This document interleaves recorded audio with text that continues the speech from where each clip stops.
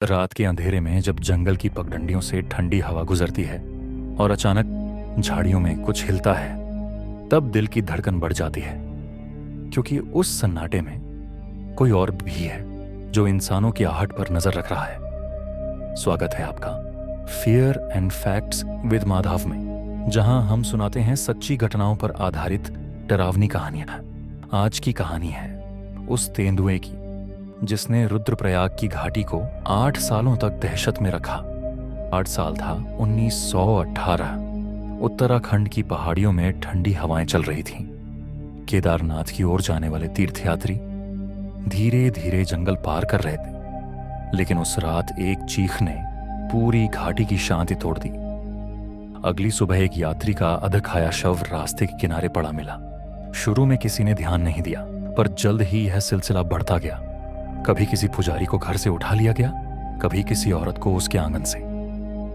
लोग शाम होते ही अपने दरवाजे बंद कर लेते थे। अंधेरा आते ही गांव सन्नाटे में डूब जाता था। डर इस कदर फैल गया था कि लोग अपने मरे हुए परिजनों का अंतिम संस्कार करने भी नहीं निकलते थे। यह एक नरभक्षी तेंदुआ था जिसने इंसान का स्वाद चख लिया था। 8 सालों तक यह राक्षस पूरे रुद्रप्रयाग में घूमता रहा, किसी के घर में घुसकर, किसी की खिड़की तोड़कर या किसी रास्ते में छिपकर। वह शिकार करता। हर प्रयास नाकाम, हर उम्मीद खत्म होती जा रही थी। रुद्रप्रयाग में अब हर रात मौत का साया मंडराता था। 8 सालों तक लोगों की चीखें पहाड़ों में गूंजती रहीं और सरकारें, शिकारी सब बेबस हो गए थे। लेकिन अब मैदान में उतरने वाला था वो इंसान जिसकी नजर में जंगलों की हर हरकत पड़ने की ताकत थी। साल था 1925। ब्रिटिश सरकार ने आखिरकार सर जिम कॉर्बेट को यह जिम्मेदारी सौंपी, रुद्रप्रयाग के नरभक्षी को मार गिराना। कॉर्बेट जब पहली बार घाटी पहुंचे तो वहां का माहौल बेहद डरावना था। गांव खाली पड़े थे और जिन घरों में लोग रहते भी थे, वे शाम होते ही दरवाजे के आगे लोहे की जंजीरें और कांटे लगा देते थे। कॉर्बेट ने जब पहली रात बिताई तो उन्हें चारों तरफ से सन्नाटा और मौत की गंध महसूस हुई। उन्होंने लिखा है, रुद्रप्रयाग में उस रात मैंने इंसान से ज्यादा डर इंसान की आंखों में देखा। कॉर्बेट ने तय किया कि बिना समझे इस जानवर को मारना नामुमकिन है। उन्होंने स्थानीय गांव वालों से बातचीत की, शिकार की जगहों का निरीक्षण किया और हर घटना की टाइमिंग, दिशा और मौसम का रिकॉर्ड रखा। उन्होंने देखा कि तेंदुआ हमेशा अंधेरी रातों में नई चांद के आसपास हमला करता था, और खास बात, वो कभी एक ही रास्ते या गांव में दोबारा नहीं आता था। एक जगह कॉर्बेट ने देखा कि एक छोटी झोपड़ी का दरवाजा अंदर से टूटा हुआ था और दरवाजे पर तेंदुए के पंजों के गहरे निशान थे। उन्होंने उन निशानों को मापा और पता चला कि हाँ, यह कोई साधारण तेंदुआ नहीं, बल्कि एक अत्यंत बड़ा और उम्रदराज नर तेंदुआ था।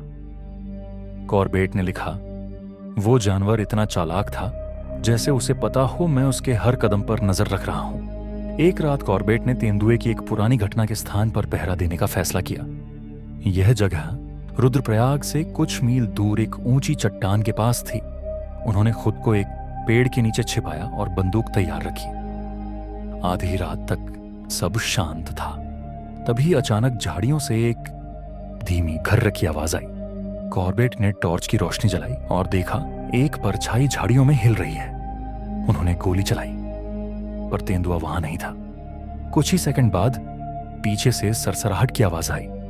वह तेंदुआ उनके पीछे आ चुका था।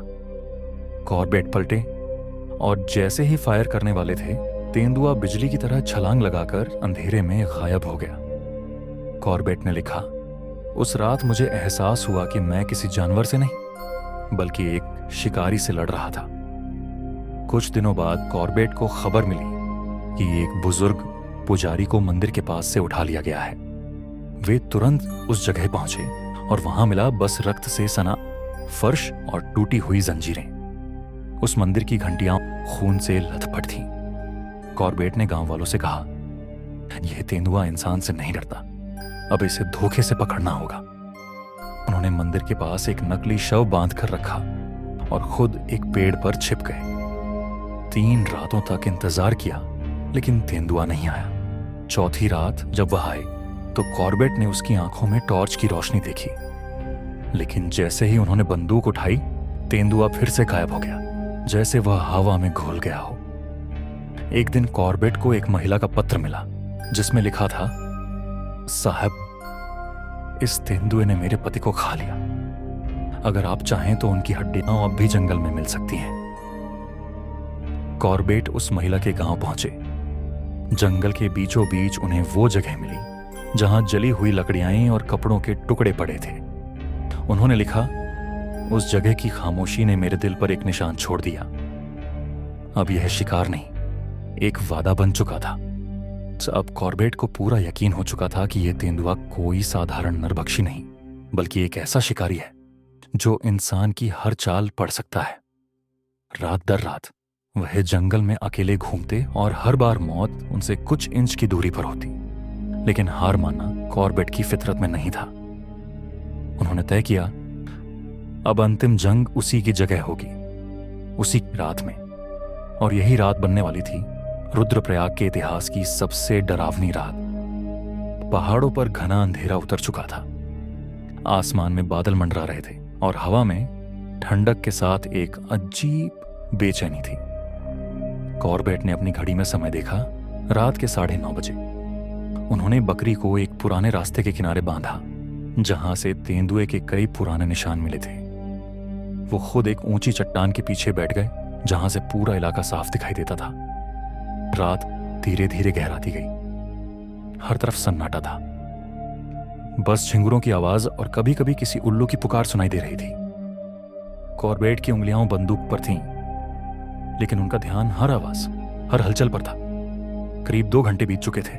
अचानक बकरी ने हल्की सी मेन की आवाज निकाली और तुरंत ही चुप हो गई। कॉर्बेट का दिल जोरों से धड़कने लगा। उन्होंने धीरे से टॉर्च उठाई और रोशनी फैलाने की कोशिश की, पर सामने कुछ नहीं था। कुछ ही सेकंड बाद पेड़ों की झाड़ियों में सरसराहट हुई। वो आवाज धीरे धीरे पास आ रही थी। कॉर्बेट की उंगलियां अब ट्रिगर पर थीं। तभी पेड़ की छाया के पीछे से 2 चमकती आंखें दिखाई दी। वो था रुद्रप्रयाग का नरभक्षी। कॉर्बेट ने सांस रोकी और निशाना साधा, लेकिन तेंदुआ अचानक एक चट्टान के पीछे कूद गया। कॉर्बेट ने महसूस किया कि वह अब शिकार नहीं, स्वयं शिकार बन गए हैं। वो जानते थे कि तेंदुआ अब उनका पीछा कर रहा है। उसकी चालें इतनी चुप थीं कि केवल पत्तियों की हल्की सरसराहट ही सुनाई देती थी। फिर अचानक कॉर्बेट के पीछे एक आवाज हुई, जैसे कोई सूखी डाल टूट गई हो। उन्होंने पलटकर फायर किया। गोली चली, लेकिन वह हवा में गूंजी। तेंदुआ फिर से बच निकला था। अब रात के 2 बज चुके थे। कॉर्बेट की आंखों में नींद नहीं थी, बस थकान और तनाव था। उन्होंने अपने डायरी में बाद में लिखा, वो रात मानो कोई अंतहीन परीक्षा थी।